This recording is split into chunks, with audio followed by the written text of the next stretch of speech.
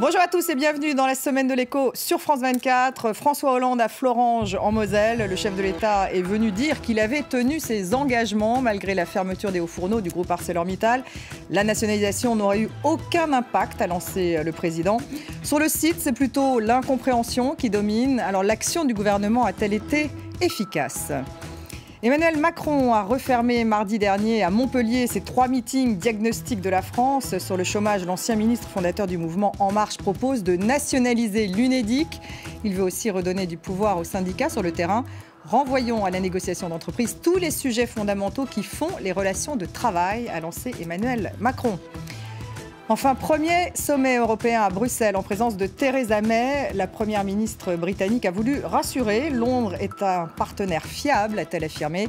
Theresa May voudrait un Brexit dur en appliquant un contrôle de l'immigration des citoyens de l'Union européenne. Une proposition incompatible avec un accès sans condition au marché unique.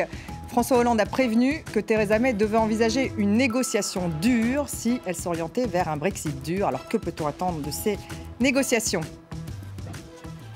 Et on en parle tout de suite avec mes invités. Élie Cohen est avec nous. Bonjour. Élie, directeur de recherche au CNRS, auteur du décrochage industriel chez Fayard. Raquel Garrido, bonjour. Avocate, auteur du guide citoyen de la 6e République chez Fayard. Et vous soutenez Jean-Luc Mélenchon, candidat du parti de gauche à la présidentielle. Denis Jacquet, bonjour. Président de Parrainer la croissance, auteur de Ubérisation, un ennemi qui vous veut du bien. Il vient de sortir et c'est chez Duno. François Hollande était à Florange lundi. Alors le chef de l'État est venu dire qu'il avait tenu ses engagements. La fermeture des hauts fourneaux de la société ArcelorMittal avait créé l'une des premières crises gouvernementales au début du quinquennat, souvenez-vous, et l'un des premiers points de rupture avec l'aile gauche du Parti socialiste. La nationalisation n'aurait eu aucun impact, a lancé le président. Alors sur le site, l'incompréhension domine. L'action du gouvernement a-t-elle été efficace ? On écoute le président de la République et on en débat ensuite. Florange, ce sont des engagements qui ont été pris et qui ont été respectés. Florange, ce sont des emplois qui ont été non seulement sauvegardés, mais créés. Florange, ce sont des investissements nouveaux qui ont été réalisés, bien supérieurs à même ce qui avait été un moment annoncé. C'est un échange de bons procédés. Ils essaient de redorer le blason politiquement du groupe ArcelorMittal. Et le groupe ArcelorMittal essaye en tous les cas de faire pour le mieux pour la future présidence, enfin en tous les cas la future campagne présidentielle du président. C'est une véritable mascarade, quoi. C'est une opération et puis un désastre industriel et social sans précédent. Élie Cohen, on voit que sur le site, c'était plutôt l'incompréhension qui dominait. Est-ce que c'est un grand malentendu ou est-ce que finalement François Hollande aurait pu mieux faire à l'époque, en 2012, ça se passe ? Si on veut apprécier les résultats de l'action gouvernementale dans cette affaire, il faut savoir quel est le point de départ. Le point de départ, c'est la revendication des salariés de conserver les hauts fourneaux. Bon, manifestement, les hauts fourneaux n'ont pas été conservés, ils ont été fermés. Ensuite, le gouvernement a dit je vais faire en sorte que la fermeture des hauts fourneaux ne se traduise pas par des licenciements et donc par des suppressions d'emplois. En sorte qu'ils soient reclassés, en fait. Et donc, voilà, je vais inciter ArcelorMittal à reprendre les salariés des hauts fourneaux pour les déplacer vers ce qui marche, c'est-à-dire la filière aval, c'est-à-dire les aciers spéciaux pour l'automobile, pour le packaging, etc. Et de ce point de vue-là, les engagements ont été tenus. Mais François Hollande est allé même plus loin. Il s'est engagé dans 2 actions. La première qui était de redonner un avenir en investissant dans la recherche et le développement. Et ça a été la création du centre de recherche du Cange, sauf que c'est un tout petit centre de recherche pour le moment. Et il avait également promis de mobiliser des fonds européens pour faire de l'injection de carbone dans les sols et préparer comme ça une nouvelle filière d'acier. Mais cette technologie n'était pas prête et donc elle n'a pas eu lieu. Donc au total, par rapport aux perspectives de conservation des hauts fourneaux, de nationalisation du site, etc., François Hollande n'a pas satisfait les demandes des salariés.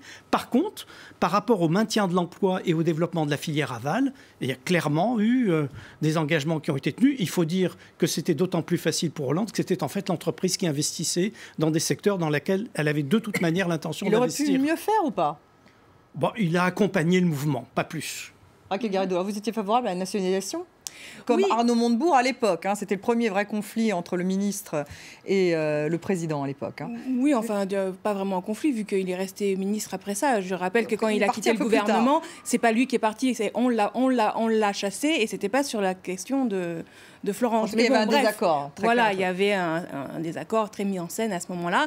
Non, j'ai quand même un désaccord sur la question du maintien de l'emploi, parce que François Hollande omet de parler des sous-traitants.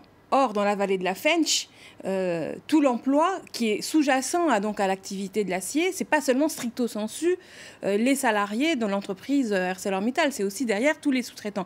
Et là-dessus, donc, quand Lionel Bourriello de la CGT parle de désastre social sans précédent, c'est ça dont il s'agit. Donc c'est un désastre social pour vous, ce qui s'est passé. Là, c'est objectif, c'est-à-dire en nombre d'emplois perdus, ça c'est objectif. Et deuxième remarque, c'est pas seulement... les emplois étaient donc maintenus. Il y a certains emplois de l'entreprise stricto sensu qui ont été préservés, mais on oublie toute la chaîne, et qui faisait que donc l'existence de cette entreprise-là, son activité, alimentait d'autres entreprises qui du coup ont dû fermer. L'autre chose, c'est que vous dites l'intérêt des salariés. Bon, bien sûr, l'intérêt des salariés, c'est de maintenir l'emploi. Mais ce n'est pas seulement l'intérêt des salariés, l'acier de qualité, les hauts fourneaux. C'était l'intérêt de la nation.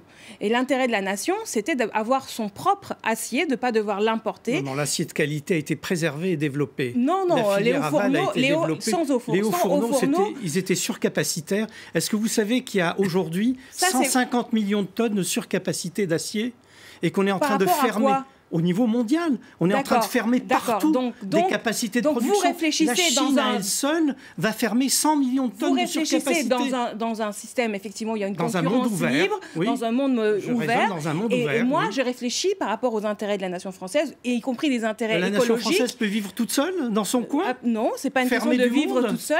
Mais en revanche, nous avions intérêt à maintenir des hauts fourneaux, et nous avons intérêt aussi, ne serait-ce que pour un intérêt particulier qui est l'intérêt écologique, à ne pas concourir. C'était des vieux fourneaux. Écoutez-moi, peut-être que l'écologie, ça ne vous sonne pas, c'est pas intéressant pour vous. Moi, j'y suis allé sur le terrain. L'importation de la Chine de l'acier, ça génère un grand aller-retour de produits, un grand déménagement du monde qui est mauvais pour la planète. Donc, vous auriez pas seulement l'intérêt de la nation de nationalisation maintenir une production d'acier en France. Qui aurait été coûteuse tout de même. Denis Jacquet, qu'avez-vous pensé de la gestion de Florence? Pardon, Élie Cohen, c'est vrai qu'on n'a pas beaucoup de temps.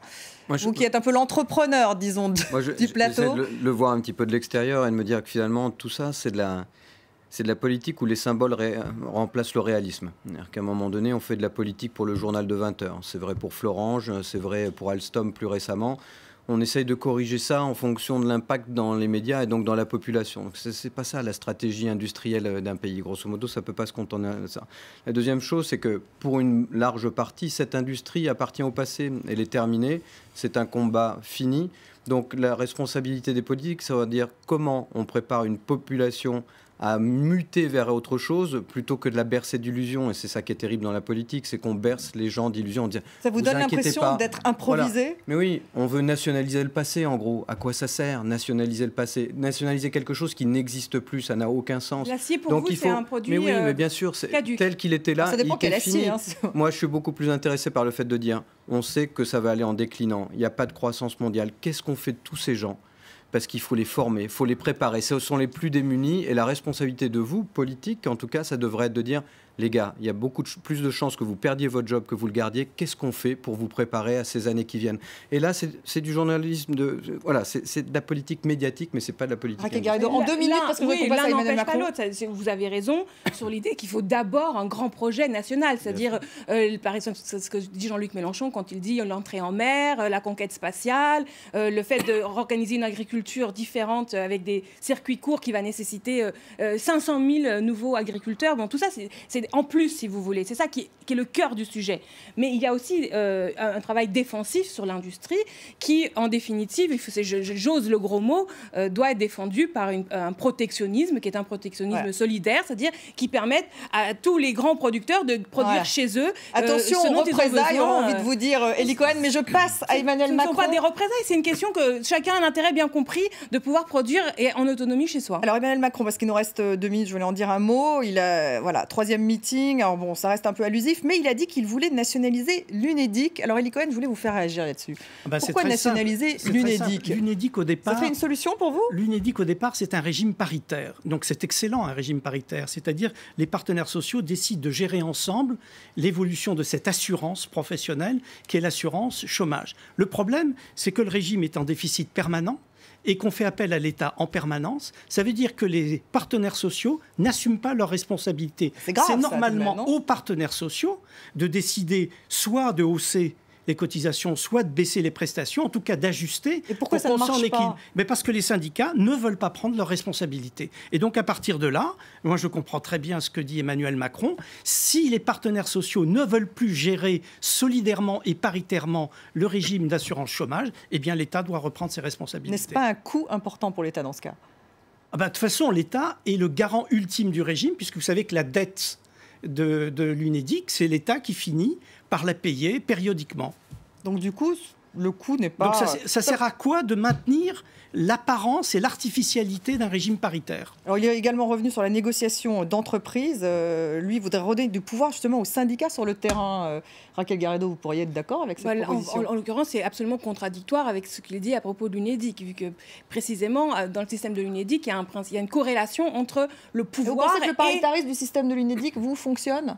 En tout cas, ce qui est évident, c'est qu'aujourd'hui, notre système français veut que le risque du chômage soit assumé par des cotisations patronales et des cotisations salariales. Et avec cette obligation de payer, va à un pouvoir de gérer. Voilà, si vous retirez le pouvoir de gérer aux patrons et aux salariés, dans ce cas, ils ne vont plus payer. Ou alors, ils vont payer à travers l'impôt et c'est nous tous qui paierons. Mais c'est l'inverse, c'est eux qui ne veulent pas équilibrer le régime. Aujourd'hui, si vous dites à un patron qui ne paye pas de cotisations patronales, il va vous rironner. Parce que tout le monde paye des cotisations, chômage sur la fiche de paye, par patronal, par salarial, ça y est.